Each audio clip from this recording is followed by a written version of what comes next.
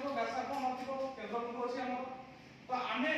केंद्र बिंदु अछि तापर हम गोटे कोण करबा कि गोटे व्यासार्ध बनेबा ठीक अछि गोटे व्यासार्ध बनेबा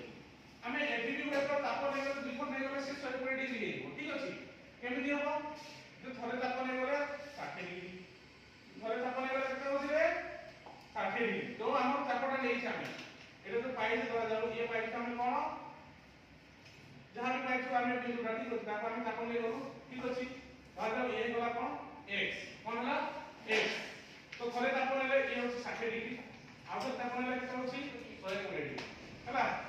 तापर एटा हम तापर आमे याको संयोग करबा कोन करबा ताप आमे संयोग करबा दुईटा को आमे संयोग करबा ये 120 डिग्री हेबा ठीक अछि एटा गोटे बिंदु पाई गलु तापर पुनी कोन करबा से ताप को चेंज करबा दिबा पुनी करबा आउ तो जब मार्के दाल 60 डिग्री चला कते गला सिए 60 डिग्री आउ तो मार्के कते गला सिए ओके 20 डिग्री वर्तमान पुनी याको आमे केंद्र सहित संयोग कर देबा हला केंद्र सहित आमे याको संयोग कर देबो तो केंद्र सहित जो आमे संयोग कर देबो ठीक अछि तो हमको जो तीनटा बिंदु मिलिला केंद्र सहित संयोग करबा परे तो जेटा x नहीं तो आमे ये गला y गला ये गला कोन गला z वर्तमान हमर काम कोन हमरो कोन काम होछि कि xy yz xy yz ओ zx संपन्न करिबा xy yz ओ zx संपन्न करिबा ये वाला xy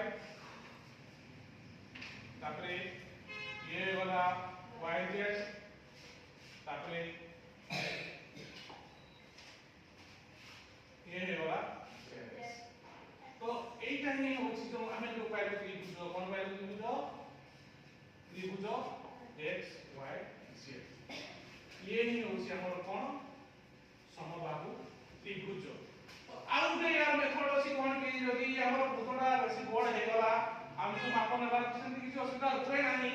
यदि यार बाद में हमें आउ काम मेथड अप्लाई करि पाइबा जोडा कि देखो केमिति अप्लाई करबा तापर